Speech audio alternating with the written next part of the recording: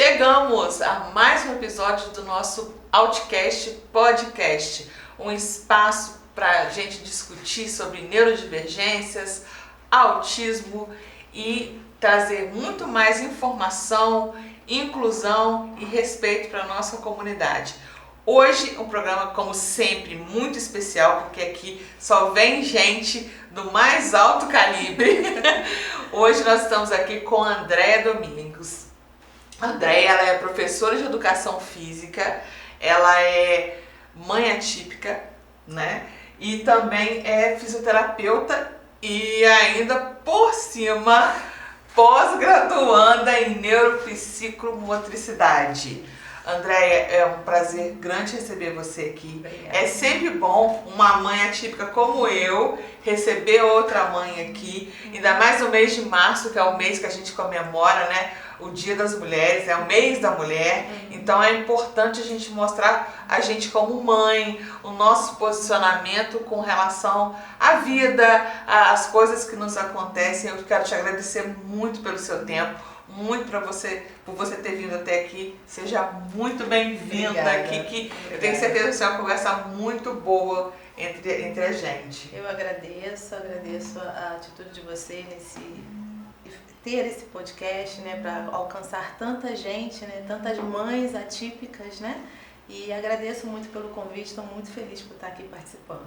Não, eu tenho certeza, porque as mães, elas precisam se unir. Mãe já é uma coisa muito sagrada, né? É verdade. E a gente precisa. Andréia, me conta aí, a gente estava conversando um pouquinho antes. A Andréia falou que ela já não é de Itaperuna. Aí me conta um pouquinho da sua vida, como é que você veio pra cá. O que aconteceu para você chegar até aqui no nosso podcast? Vamos lá, eu sou do Rio, né? E morei no Rio há muito tempo. E lá no Rio que eu tive a minha filha, né, a Manu, e descobri, né, o autismo. Tive o diagnóstico dela lá no Rio. Ela estava com mais ou menos 2 anos e meio para 3 anos. E foi, né, o chão se abriu quando eu descobri o autismo da Manu. Veio o diagnóstico. Nessa época eu já estava me separando do pai dela, né? E foi um luto, né? Bem Duplo, mas não foi muito extenso, porque eu falei, bom, agora eu tenho que correr atrás, porque ela depende apenas de mim. Sim. Né? Então aí eu fui correr atrás de terapia, né? Aí ela começou primeiramente com a fono, né? E aí foi trabalhando, né? Tendo que cuidar dela, e eu falei, bom, e agora? Já estou formada, mas eu queria aprender mais sobre. Você já tinha formado em educação física, já tinha né? formado em educação física. E aí eu falei, não, eu preciso aprender mais sobre o autismo agora, né? E aí fui com a ajuda de amigos, né? E eu falei, vou fazer a faculdade de fisioterapia, para que eu consiga, né, aprender um pouco mais, né? O que eu posso ajudar a minha filha. E fui fazendo nos trancos e barrancos, trabalhando, fazendo faculdade. Minha mãe e meus pais, na verdade, né, me dando apoio, cuidando dela, ela pequenininha. E terapia, né? Só que no Rio é muito mais difícil, né? As terapias mais distantes, eu tinha que pegar metrô, ela desregulava no metrô, enfim. E aí veio a pandemia. Fechou tudo. Fechou tudo, não tinha terapia. Eu falei, caramba, e agora? Aí eu peguei Covid, porque na época eu trabalhava em um hospital, e peguei, mas foi tudo bem, graças a Deus, não fiquei tão ruim. Só que meu pai pegou Covid também e ficou muito mal. E eu falei, caramba, e agora? 3 para cuidar, a minha filha, meu pai e minha mãe. Minha irmã já morava pra cá, pra Venâncio, né? E ela falou, Daia, vem pra cá, porque eu te ajudo a cuidar dos meus pais, dos nossos pais. Aí foi quando eu vim, né? Pra cá em 2020, meados de 2020, larguei tudo, emprego, faculdade, tive que trancar, né? Não, minto, larguei emprego e vim pra cá. Faculdade a gente continuou online, porque como tinha fechado tudo, as matérias, né, as aulas foram online. E fui fazendo do jeito que tinha dado pra fazer. Você veio pra cá sem emprego, sem nada, né? Sem nada. Aí eu falei, caramba, agora eu tenho que começar do zero, né? Procurar terapia para Manu, procurar uma nova neuro, enfim, tudo. E aí foi quando eu, numa dessas consultas, a doutora Laila, na época, falou, olha, tá abrindo um centro específico para autista. E foi quando eu conheci o Cacita, né? E lá no Cacita a gente começou, levei Manu, com as terapias, a Manu, nossa, desenvolveu pra caramba. E o bom dali do Cacita foi que eles não abraçam só as crianças, né? E eles abraçaram eles abraçam a família também, que tem a nossa psicóloga, Daniela Armon, que dá esse apoio às mães. Mas as mães, tem alguns pais que participam, mas na maioria são as mães. São as mães, né? Que participam. E foi, para mim, foi maravilhoso, né? Ter esse apoio, né? Da psicóloga, porque até então a gente acha que não precisa. Até então a gente acha, não tem necessidade, não precisa, mas quando você começa, você vê que é algo que você começa a olhar as coisas de forma diferente. Que a gente tem essa tendência de, ai, meu filho, eu vou, abraça aquilo e acaba se esquecendo e de repente existe alguém, né, existe algo por trás que diz, olha, peraí, podemos cuidar de você também. Também, exatamente. E isso é bom. Porque normalmente a mãe atípica, ela se anula muito, né? Ela vive em função do filho, da filha, né? E em tudo, é terapia, é médico, é medicação, é correr atrás de escola, é mediadora, enfim. E você acaba se anulando. Então, quando você tem esse suporte de um profissional, ele começa a te mostrar, olha só, você pode fazer tudo isso, mas você não pode esquecer de você. Porque se você ficar mal, o seu filho vai ficar mal também. Né? Então você tem que começar a olhar um pouquinho para você também, se cuidar, para cuidar cada vez melhor do seu filho. É o momento de cuidar de quem cuida, né? Isso, exatamente. E aí, falei, bom, vamos lá. Aí, Manu foi para terapia, né, lá no Cacita, e eu falei, bom, acabou a pandemia, volta às aulas. Levei Manu para a escola, matriculei na escola, não tinha mediadora. Aí eu falei, e agora? Fiquei 1 ano mediando Manu na escola, como mediadora da Manu na escola. E aí eu falei, caramba, não tinha Você ficou por conta dela, né? Dela, e não trabalhava, sem trabalhar ainda, né? E não tinha voltado com a sua faculdade. Não tinha voltado com a faculdade ainda. E aí acabou o ano, eu falei, passou o ano, enfim. Meu pai adoeceu, né? E eu falei, caramba, e agora? Não tem jeito, tem que continuar, vamos lá. Cuidei do meu pai melhorou, passou o ano, consegui a mediadora da Manu, graças a Deus, e consegui um emprego. Que bom! E fui trabalhar com crianças atípicas, né, na escola. E foi maravilhoso, né?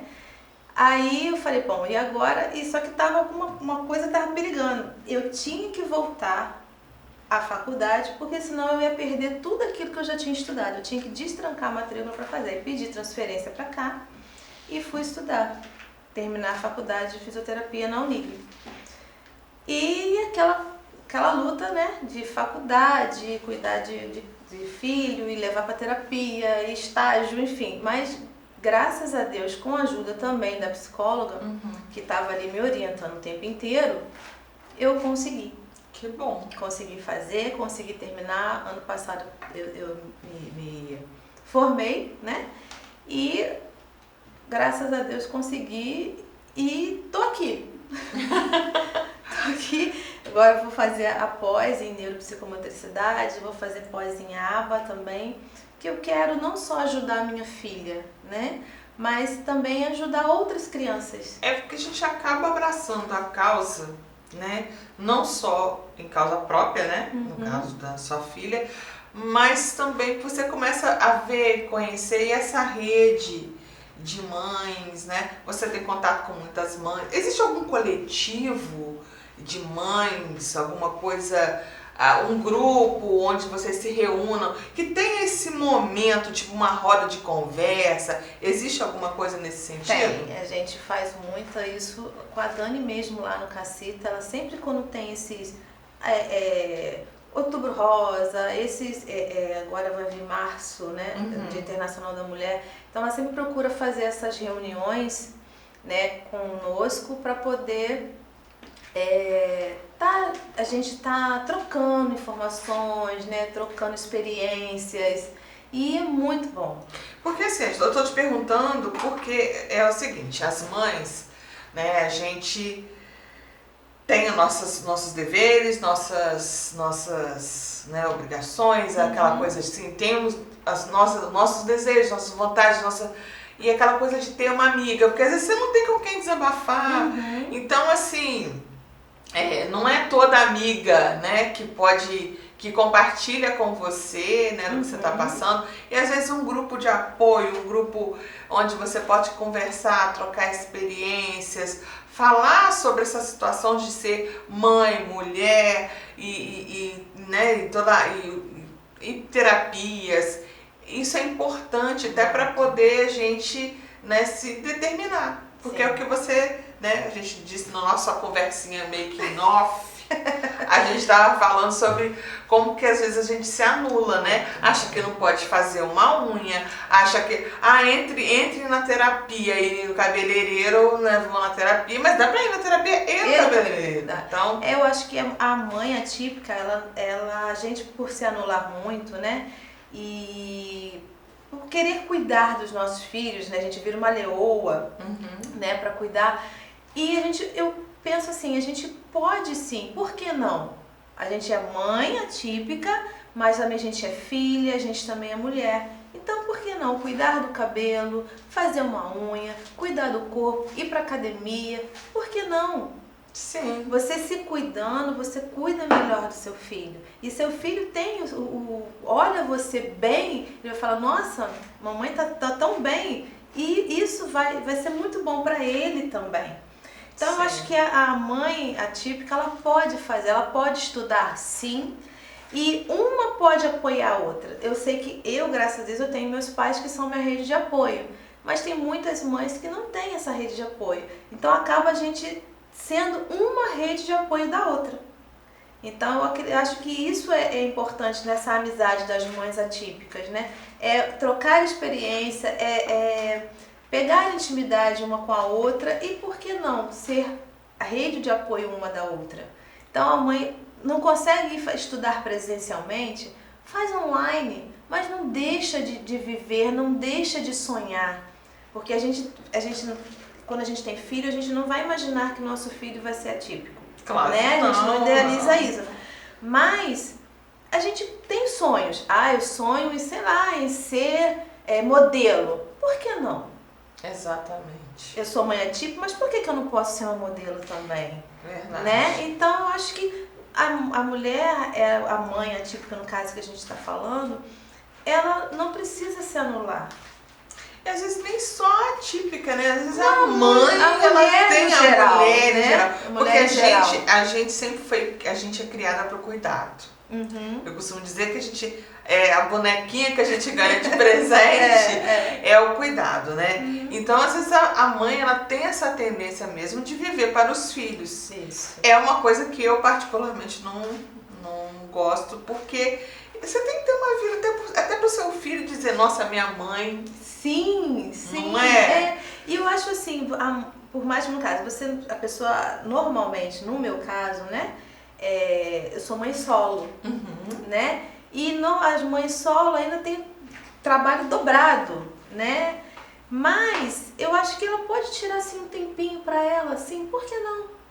Bota a criança para dormir, quer ver um filme? Assiste um filme, quer comer algo diferente? Come sim! Tem esse tempo para você, para refletir, para ver um filme, para ver uma série, tem um tempo seu. Eu acho que você não vai ser menos mãe fazendo isso. Verdade. Pelo contrário, é o tempo que você tem para você recarregar suas energias. Porque a gente fica com as nossas anteninhas, né, o tempo todo. E até eu ia te perguntar isso, né? Você falou assim, eu trabalhava na área, eu era, né, com educação física e tal. E assim, como é que foi seu olhar quando você começou a observar a sua filha? Porque geralmente aqui, todas as mães que a gente já entrevistou aqui, elas falam assim, eu sempre achei que tinha uma coisa diferente, mas eu tive muita dificuldade para chegar ao diagnóstico, porque os médicos não é nada disso, ou você tá vendo pelo em ovo, aquela coisa toda. E você já era uma profissional, Sim, né? sim. Como que foi o seu olhar para isso? A Manu, eu comecei a desconfiar, ela pequenininha, que ela não fixava o olhar comigo, né? Eu chamava, ela até atendia, mas Manu não teve muita coisa para poder dizer assim, tem todas as características. Você pegava aquela cadernetinha, porque eu pegava. Eu ficava olhando a caderneta e falei, não é possível. Mas quando eu comecei a observar que ela não fixava o olhar comigo, ela começou a fala dela, né, muito restrita, ela tinha muita dificuldade. Eu falei, tem alguma coisa? Mas assim, a gente profissional, a gente olha de um jeito, sim, mas a gente mãe, a gente olha, mas a gente lá no fundinho a gente sabe, mas não quer acreditar. Entendeu? E aí eu olhava pra Manu e falei, tem alguma coisa que não tá legal. Mas de repente tô exagerando. A gente sempre tem. Cada criança tem seu tempo. Cada criança tem seu tempo. E eu na área de educação física, eu falei, não, tem os marcos motores, mas ela não tá tão fora assim não. Mas aí foi quando eu coloquei ela na escola, com 2 anos e meio. E aí a professora e a pedagoga da escola veio me conversar. Falou, mãe, olha, a Manu não tá interagindo, ela prefere ficar sozinha. Aí eu falei, caramba, não tem jeito. Eu tenho que procurar um profissional. Aí foi quando eu procurei um profissional, né, um neuro, para poder avaliar a Manu. Mas no fundo eu já sabia que tinha algo, eu não sabia assim, claramente que era autista. Mas eu sabia que alguma coisa ali não estava correto, né? E eu falei, não, eu tenho que procurar, não tem jeito. Aí foi quando eu recebi o diagnóstico, mesmo assim, sabendo que não era também um bicho de 7 cabeças, né? Eu falei, não tem jeito, eu vou ter que passar esse luto rápido, porque ela depende de mim e eu vou ter que correr atrás do prejuízo, né?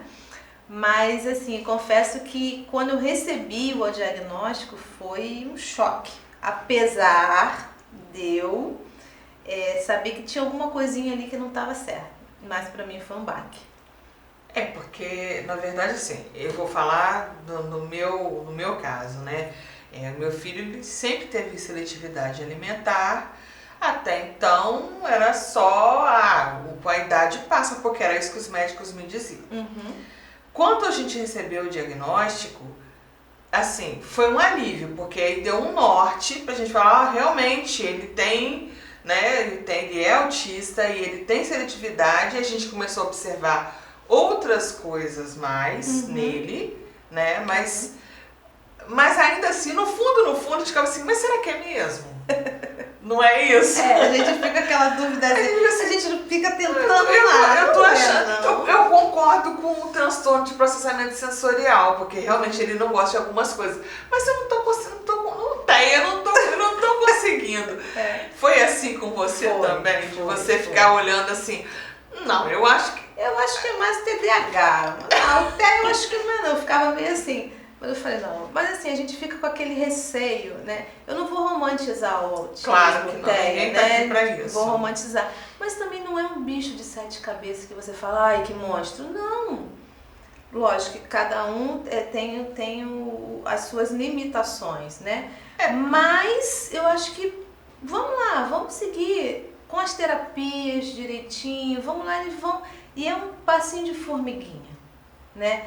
E a Manu, ela tem muita dificuldade em conversar. A Manu fala tudo, entende tudo, canta, dança, ela ama dançar, mas ela tem essa dificuldade com a fala funcional. Mas assim, hoje com a terapia, com a medicação, ela já está começando a desenvolver melhor isso. Então, e eu sempre faço assim, cada frasezinha que ela fala diferente, nossa, eu faço uma festa. Parabéns, filha, que legal. Ela fica me olhando assim, né?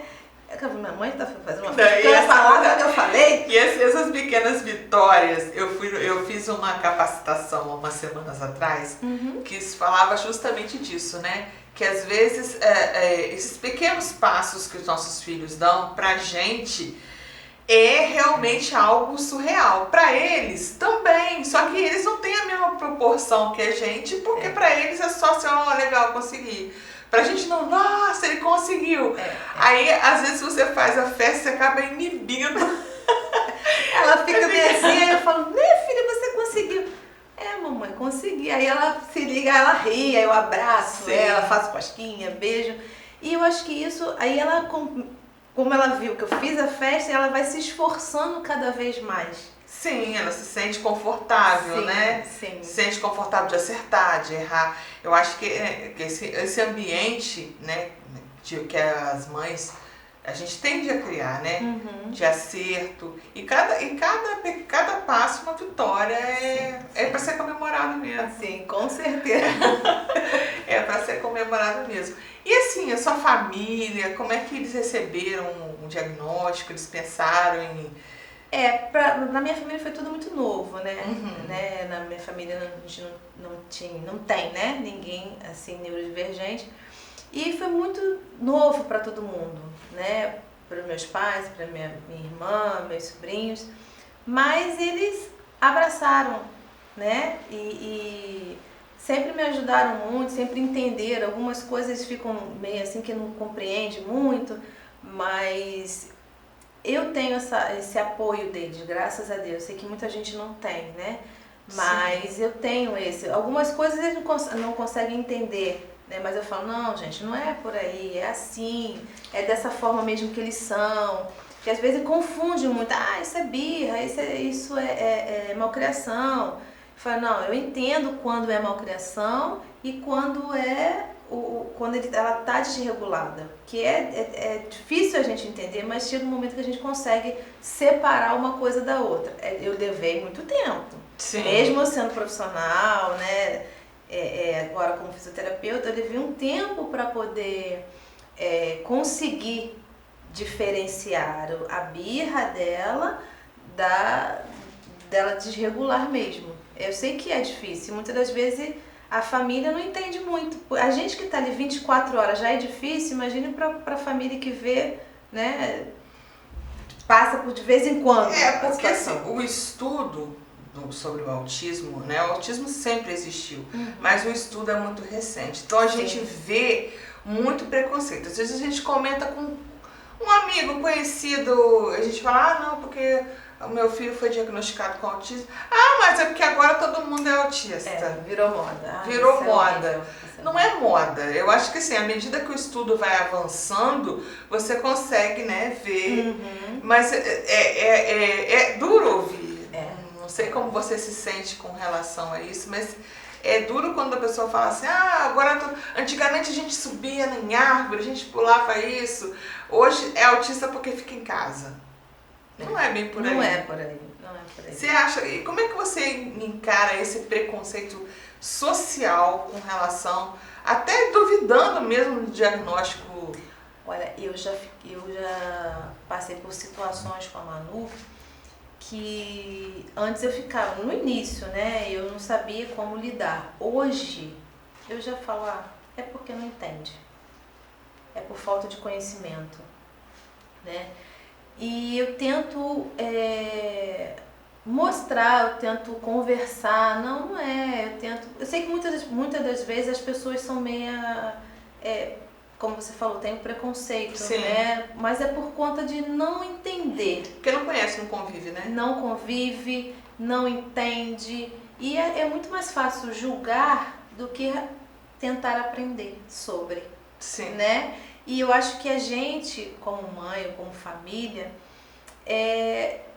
a gente tem que ter esse papel de mostrar, olha, é assim, eles são dessa forma, de tentar levar, como vocês estão fazendo, que eu acho incrível esse podcast, de levar para muito mais pessoas, né, o conhecimento, o entender sobre o TEA, né, saber que não é uma doença, não é uma doença contagiosa, que você não pode chegar perto, não pode encostar. Cada um como a gente fala, o espectro, né? Então cada um é único, ele tem o jeitinho de ser. A gente tem as nossas limitações, Sim, né? sim. E por que não respeitar as limitações deles, né? E eu acho que isso a gente tem que cada vez mais levar as informações para a pessoa. Não adianta a gente querer brigar, querer impor que as pessoas aprendam. Não, mas vamos lá, vamos sentar. Não é por aí, vamos conversar, vamos tentar mostrar de uma forma mais tranquila, de uma forma mais, como eu vou dizer, de uma forma mais sem briga, sem discussão, mas tentar com que a sociedade entenda e respeite, né, a criança, não só a criança autista, mas no geoatípico no geral. Sim. O Down, o PC, agora a gente tem a síndrome de Angelman, que é uma nova síndrome que está surgindo agora em Itaperuna. Os próprios superdotados que nem falam, quase nem se fala sobre, Sim. mas que sofrem também muitos preconceitos, né? Então, os atípicos no geral. É porque a gente vem de décadas, né, de esconder. Porque antigamente, seja qualquer tipo de neurodivergência, deficiência física, intelectual, qualquer problema na família era escondido. Aquela pessoa, ela ficava, era vergonhoso, né? Então, eu lembro que enquanto eu criança, eu tinha dificuldade quando eu encontrava com uma criança com paralisia cerebral, por exemplo, ou com qualquer outro problema assim que é muito evidente. Não, a gente não está falando aqui da divergência oculta, né? Mas daquela que é evidente, uma paralisia cerebral, a síndrome de Down, por exemplo, a gente tinha, né, aquela coisa de, fulano, né, é assim. Aquela frase ruim, ele tem probleminha. Ele tem um problema. Fulano é doentinho. Isso é terrível, gente. Então, isso já é um preconceito. Então, assim, eu na minha percepção, não, né, mas na minha percepção, a gente evoluiu até bastante. Sim. Porque hoje, as pessoas não estão tendo mais essa coisa de... É por isso que todo mundo fala assim, o autismo está na moda. Não está na moda, porque as pessoas não estão se escondendo mais. Exatamente. Por quê? Porque a informação é importante. Sim. A informação e a inclusão. Sim. E sobre a inclusão que eu vou te perguntar agora. Como é que você acha que a inclusão, ela é linda? Sim. Né? Sim, no papel No papel é maravilhosa. A prática já é um pouquinho prática, como que você vê a inclusão? Vou falar no nosso ambiente aqui, na nossa região, né? Eu sei que tem muitos profissionais que são empenhados, tem muitos profissionais que estão realmente dedicados a aprender, a ser melhor, mas a gente sabe que ainda está muito longe do ideal, não está? Tá muito longe. A inclusão, como você falou, ela é muito linda no papel. A prática já é um pouco mais difícil. Nem todo mundo está disposto. É muito mais fácil deixar num cantinho para não ter trabalho. Fica mais uma babá ali tomando conta. Fica num cantinho para não ter trabalho. Mas tem muita, como você falou, tem muita gente que quer aprender. Que quer fazer. Que quer fazer.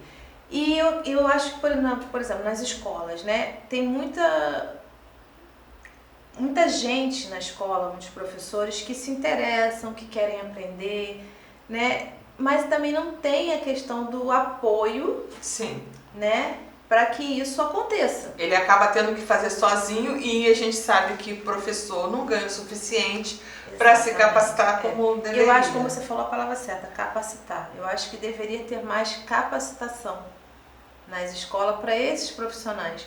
Porque não adianta colocar as crianças... fala muito de inclusão, né? Vão colocar as crianças nas escolas regulares. Ok, as crianças têm o direito de estudar nas escolas regulares. Mas os profissionais que lá estão precisam se capacitar para poder receber essas crianças de uma forma melhor, né? Porque as crianças vão para a escola, eles não são capacitados e fica aquela confusão danada, nem eles sabem o que fazer. É verdade. Eu fui professora lá na minha juventude. Eu tenho aluna hoje que já está com quase 30 anos, mas eu fui professora e eu lembro que quando eu fiz, a minha formação toda foi, né, na área pedagógica, e havia essa situação da inclusão. Estava começando ainda, né? Porque antes tinha aquela coisa da sala especial, né? Na época eu estudava, e era assim, não era uma inclusão, era a inserção da criança no sistema educacional, mas ele não ficava junto com as outras crianças. Isso gerava, logicamente, uma segregação. Sim, com certeza. Né? Aí, quando começou a inclusão, realmente a gente não sabia. E assim, conversando há pouco tempo com outros profissionais, eu vi que desde quando eu comecei a trabalhar a inclusão, quando eu era professora, até hoje não mudou muita coisa.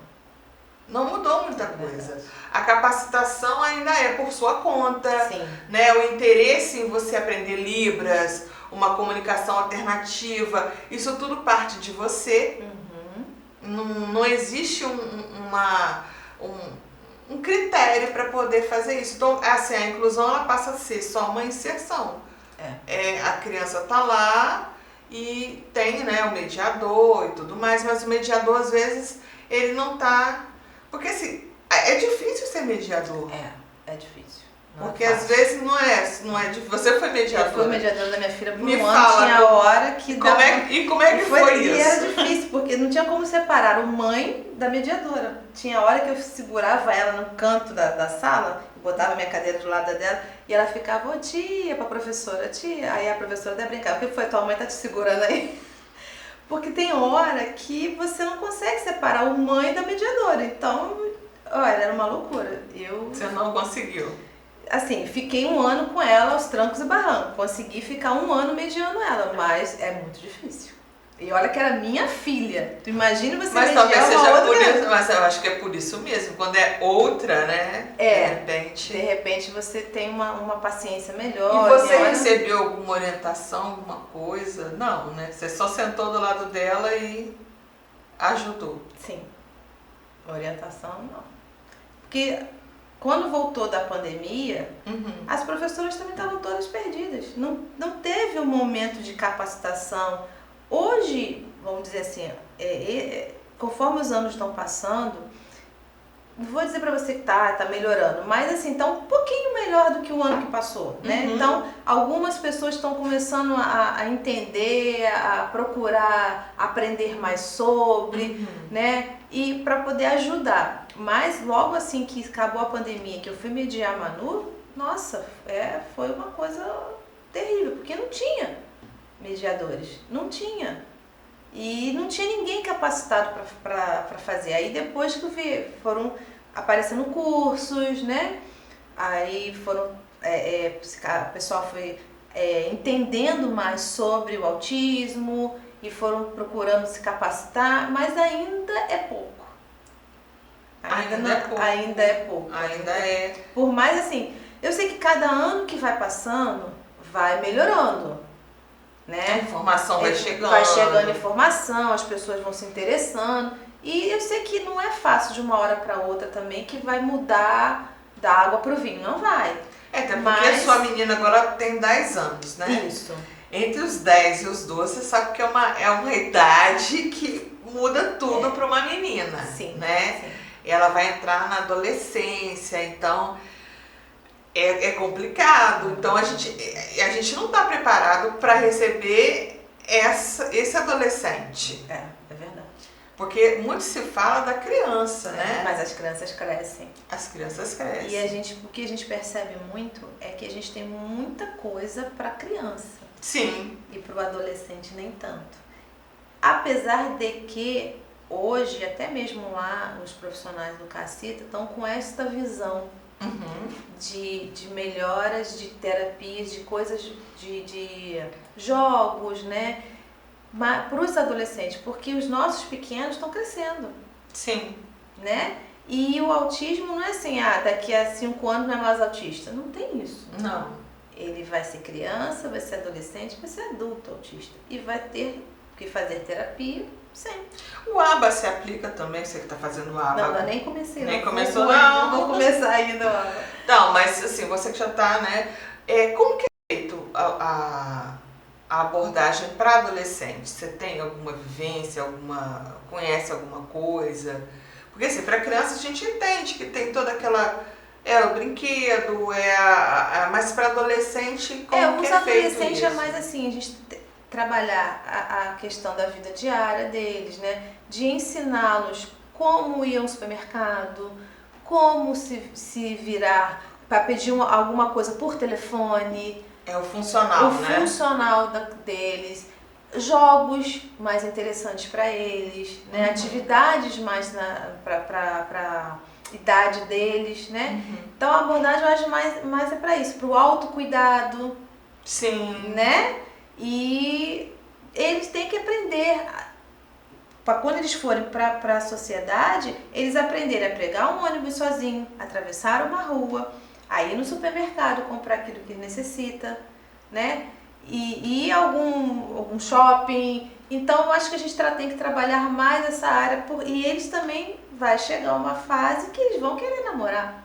Exatamente. Sim, né? Normal. Então a gente tem que estar ensinando, mostrando como é feito, como tem que ser feito, porque cada um vai É porque uma assim, situação. o autismo, ele nem sempre, né, ele vem com um decréscimo intelectual, né, ele não é essa a questão. A questão do autista é a percepção dele com relação ao mundo. Então, vai chegar o momento mesmo dele estar sabendo, e numa fase que normalmente você não sabe lidar com as emoções. Exatamente. Aí você Minha imagina. filha hoje, com 10 anos, não tá sabendo lidar muito com a raiva. E tá sendo um problema. Aí eu tenho que conversar. Assim, tudo que eu, na minha cabeça, a gente em casa, tudo aquilo que a Manu tem dificuldade, eu levo pro terapeuta. Porque se a gente não leva pro terapeuta o que está acontecendo, porque a gente fica muito mais tempo com nossos filhos em casa do que eles na terapia. Sim. Então, se tem algo que está diferente em casa, eu levo pro terapeuta, para que eles entre si conversem e trabalhem essa questão com ela. A Manu hoje está com uma questão de que não sabe muito lidar com a raiva. E aí eu conversei com a psicóloga, conversei com os terapeutas para poder trabalhar isso nela. Então ela está com 10, daqui a pouco está com 11, está com 12, na pré-adolescência, na adolescência. Então outras questões vão surgindo. Ansiedade, né? E até esse filme Divertidamente, que eles... Nossa, ele agora. Perfeito, né? E então a gente tem que trabalhar isso neles, nos adolescentes. Que até são coisas que eles vão se descobrindo no próprio corpo, que nem eles sabem o que está acontecendo com eles mesmos. Então acho que tem que trabalhar mais isso neles, né? Na questão do desejo, que vai ter, não adianta, a gente não quer pensar nisso. A gente, mãe, não quer, minha filha vai namorar, não é muito cedo para isso. A gente tem que começar a pensar. Sim, até porque, né, vai crescer. Sim. Vai crescer, vai ter... E são coisas que são sentimentos que às vezes eles não vão saber lidar com isso. Então a gente tem que trabalhar. A gente não sabe. A gente às vezes não sabe, é verdade. Então a gente tem que, com os adolescentes, a gente tem que começar a trabalhar essas questões, né? Mesmo a questão funcional deles, né? Do autocuidado, né? Com eles mesmo, porque a gente não vai estar aqui pra sempre, né? Não, de forma alguma. E até porque, né, eles precisam, acredito que com as terapias, né, eles vão se desenvolvendo, porque o interessante é o mediador, a função do mediador é fazer com que aquele aluno não precise dele. Sim, exatamente. Então o mediador, ele começa, né, ajudando, mas ele quer, o objetivo dele é que ele não precise mais do mediador. Exatamente. E é possível isso. Sim, é possível. A Manu, quando começou com a mediadora, a Manu não fazia nada, a mediadora que fazia tudo, assim, pegava o material dela. Hoje a Manu cuida do material dela, já chega na sala, pega as coisas, tem que copiar do quadro, ela copia. Aí a mediadora fala, extremamente funcional e ela vai independente. Vai ao banheiro com as coleguinhas, se tiver que levantar para ir beber água, ela vai. Então ela está bem independente, graças a Deus. Com certeza. Ela precisa do apoio ainda assim para as questões da matéria, né, para ajudar na matéria, mas essas outras questões a Manu faz. Ela falou, André, eu não me preocupo com a Manu, que ela está bem. Eu não me preocupo com isso, ela vai sozinha, faz as coisas sozinha, só mesmo na hora de fazer as atividades que eu dou o suporte a ela que ela precisa. Mas ela tá bem mudada mesmo. Eu falei, que bom. E em casa também. Também. E com isso a gente vai sentindo aquela... A mãe que é sempre que tá com embaixo da asinha, né? Sim. Mas a gente fala, não, eu tenho que criar pro mundo. Mas no fundo, a gente Mas tá esse aí é um pertinho, momento, então, É. né, que toda mãe espera, né? Que você vai poder cuidar de você mesma, que você vai ter tempo para você, né, de buscar. Porque ser mulher, ser mãe, ser mulher, ser filha, faz parte do nosso desenvolvimento e tudo. Como é que é? E assim, no caso eu que sou a minha filha é mulher, e de repente ela olhando eu fazendo isso, ela aprende a fazer com ela também. Sim. Né? Até os meninos também, vendo a mãe fazer, se cuidar, aí ele vai começar a olhar, opa, vou pentear meu cabelo, vou começar, e começa a olhar também para ele, como a mãe ou o pai sendo o espelho, né? Então ele vai aprender, a Manu, muitas das coisas eu não preciso ensinar a ela. Ela vê eu fazendo, daqui a pouco ela tá fazendo sozinha. É um exemplo, né? E assim, o estar bem é o que faz a gente, né, querer fazer o bem também e acaba, né, da gente, igual sua menina, tendo você como exemplo. Vou te pedir uma pausa pra gente falar do patrocinador. Tá ótimo. Tá? O nosso programa, o podcast, o Outcast, ele é patrocinado pela Criarte Estamparia. A Criarte, ela fica na rua Pedro Álvares Oliveira, perto da ABC, lá no Lions. Criarte, ela é especialista em estamparia de camisetas, ele faz copos, lembrancinhas para eventos, tá? E é o nosso patrocinador. Ele criou umas camisetas, hoje eu nem estou usando a camiseta, mas ele criou umas camisetas lindíssimas pra gente, né? No site a gente vai deixar lá uma foto lá para vocês verem, que vem com esse dizer, informação, inclusão, respeito e empatia, que é o lema do nosso podcast. André, nosso papo foi maravilhoso. Obrigada. Mas assim, nós estamos chegando já na nossa reta final.